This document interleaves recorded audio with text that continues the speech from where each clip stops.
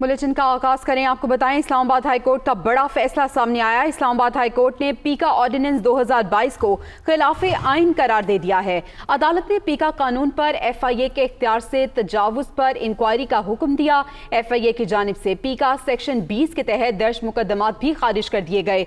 हत्या की इज्जत को काबिले दस्त अंदाजी जुर्म बनाने वाली पीका शिक 20 भी कलअदम करार दे दी गई है। पीका ऑर्डिनेंस के खिलाफ PBA, PFUJ समेत दीगर की दरख्वास्तें मंजूर कर ली गई। मजीद तफसीलात जान लेंगे। आमिर सईद अब्बासी हमारे साथ मौजूद हैं। आमिर, बताइए कि अदालत ने यह फैसला जारी करते हुए क्या अहकामात दिए?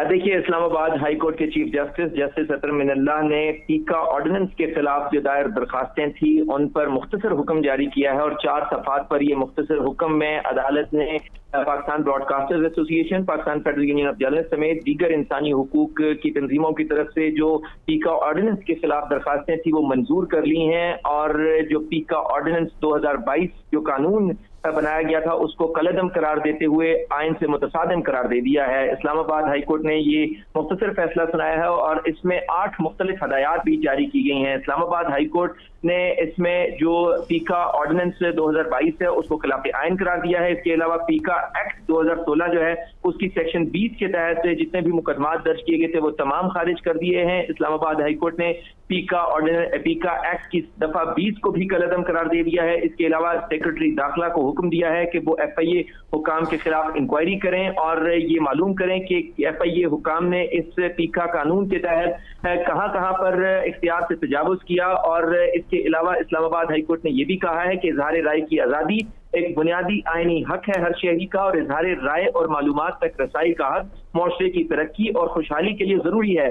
Chief justice Islamabad high court ने अपने 4 सफ़ात पर मुश्तमिल तहरीरी फैसले में यह भी कहा है कि इजहार राय की आज़ादी और मालूमात तक रसाई के हक को दबाना गैर आईनी और जमहूरी इक़दार के मुनाफी है।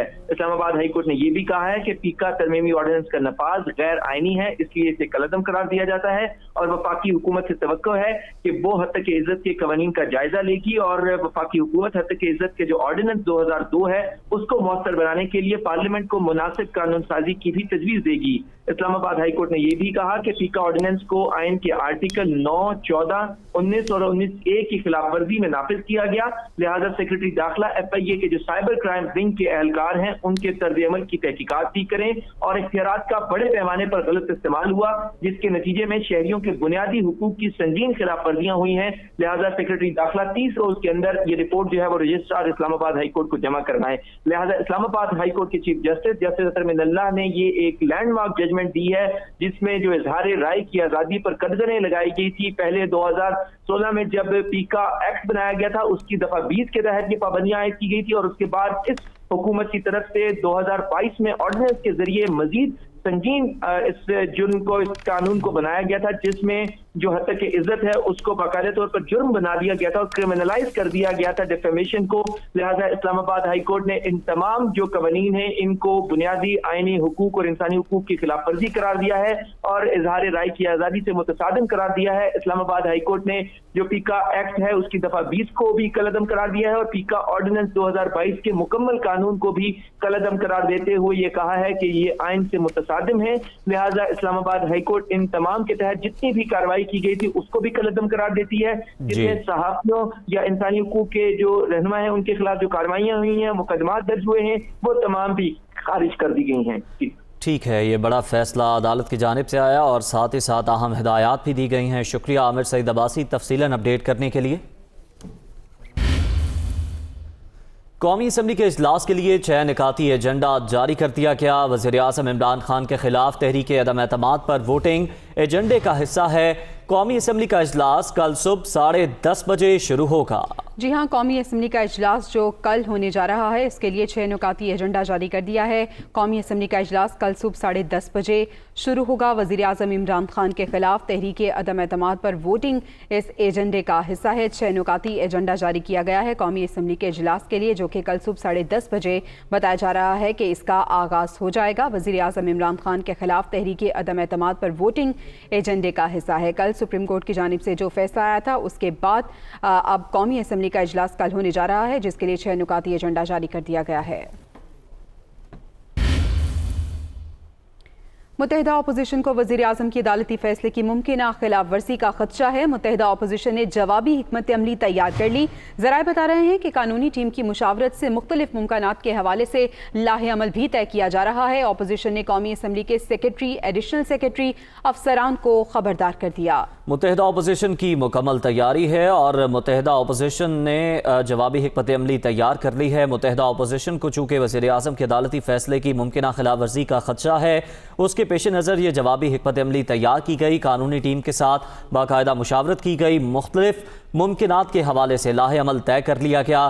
ساتھ ہی اپوزیشن نے قومی اسمبلی کے سیکرٹری، ایڈیشنل سیکرٹری اور افسران کو بھی خبردار کر دیا ہے۔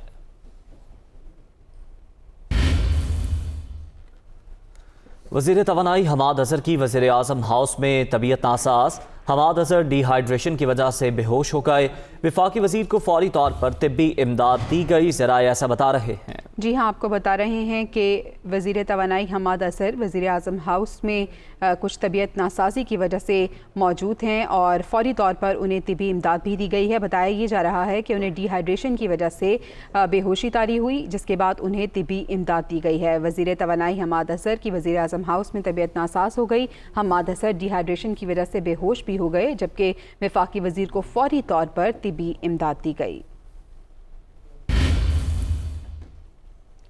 پاکستان مسلم لیگ نون کے صدر شہباز شریف کہتے ہیں کہ پاکستان کو اجتماعی دانش اور اتفاق رائے کے مرہم کی ضرورت ہے۔ روزگار کی فراہمی سے غریبوں کے چولہے پھر سے جلانے میں کامیاب ہوں گے۔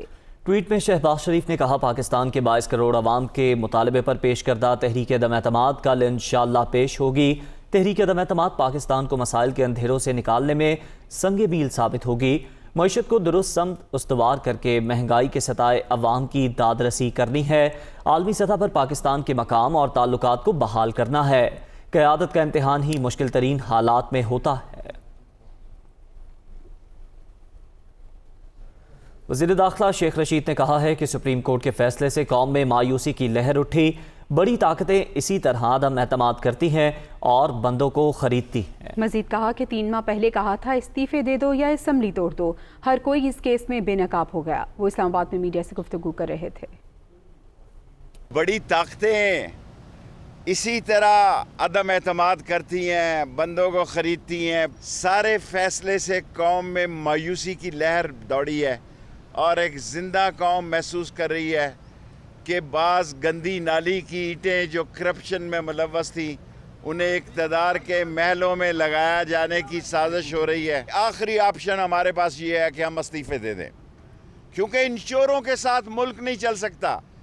یہ مسالے والے اور یہ پتاشے والے اور مقصود، یہ سب اب پاکستان آئیں گے۔ ہر کوئی اس کیس میں ایکسپوز ہو گیا ہے، تمام طاقتیں اس میں ایکسپوز ہو چکی ہیں۔ جب میں یہ کہتا تھا استعفے دے دو، یعنی نئے الیکشن کرا دو، اسمبلی توڑ دو، میں اس وقت بھی ٹھیک تھا۔ جب میں کہتا تھا ایمرجنسی لگا دو، اس وقت بھی ٹھیک تھا۔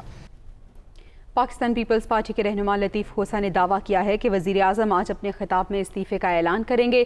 انہوں نے کہا یہ بھی ایک سیاسی مظلوم بننے کی کوشش ہوگی جس میں وہ کامیاب نہیں ہوں گے۔ وزیر اعظم، صدر، اسپیکر اور فواد چودھری نے آئین شکنی کی ہے۔ وہ کراچی میں میڈیا سے گفتگو کر رہے تھے۔ واضح ہو گیا ہے کہ عمران خان نے آئین شکنی کی ہے، صدر پاکستان عارف علوی نے آئین شکنی کی ہے، ڈپٹی اسپیکر جو ہیں انہوں نے بھی آئین شکنی کی ہے، ان کے جو معاونین وزیر قانون فواد چودھری صاحب نے، انہوں نے بھی قانون اور آئین کو جو ہے توڑا ہے، ایبروگیٹ کیا ہے۔ یہ استعفیٰ دینے جا رہا ہے آج جو پریس کانفرنس ہے، کیونکہ اور تو اس کے پاس ہے کچھ نہیں، مگر یہ غلط فہمی میں ہے، یہ سیاسی مظلوم بننے کی کوشش کر رہا ہے اور یہی اس کا جو ہے، پہلے اس نے سرپرائز دیا کہ سارا آئین کو ہی ستیہ ناش کر کے رکھ دیا اور اسمبلیاں توڑ دی، اور اپنے آپ کو پھر عارف علوی صاحب سے عبوری وزیر اعظم بنوا لیا اپنے آپ کو، تاکہ میری وکٹ پر جو ہے یہ اس کی انا جو ہے اس ملک کے آئین سے بڑی ہے، اس کی انا اس ملک کی جو ہے عظمت اور وقار سے بڑی ہے۔ پیپلز پارٹی کی رہنما شیری رحمان کا کہنا ہے کہ سپریم کورٹ کے فیصلے نے پوری قوم کا سر فخر سے بلند کر دیا۔ عدالت کا فیصلہ سب کے لیے پیغام ہے کہ آئین سے بالا تر کوئی نہیں۔ شیری رحمان کا کہنا ہے کہ تحریک انصاف آئین کی اہمیت سے واقف ہی نہیں، جمہوریت کی تاریخی جدوجہد میں ان کا کوئی کردار نہیں۔ شکست سے بچنے کے لیے آئین کی 1 بار نہیں 3 بار خلاف ورزی کی گئی۔ عدالت نے ثابت کر دیا کہ ملک کی سالمیت آئین پر عمل میں ہے۔ پی ٹی آئی رہنما سینیٹر فیصل جاوید نے کہا ہے کہ عمران خان کو چیلنجز کا سامنا کرنا بخوبی آتا ہے۔ ٹویٹ میں ان کا کہنا ہے کہ بظاہر اپوزیشن کو لگ رہا ہے کہ وہ جیت چکے ہیں، مگر ایسا ہے نہیں۔ کپتان آج شام ایک اہم اعلان کریں گے۔ عمران خان اپنی قوم کو کبھی مایوس نہیں کریں گے۔ ہم خبر دیں آپ کو، وزیر اعلیٰ پنجاب کا انتخاب، ڈپٹی اسپیکر کے اختیارات کی درخواستوں پر سماعت۔ لاہور ہائی کورٹ نے متعلقہ فریقین کو نوٹس جاری کر دیے۔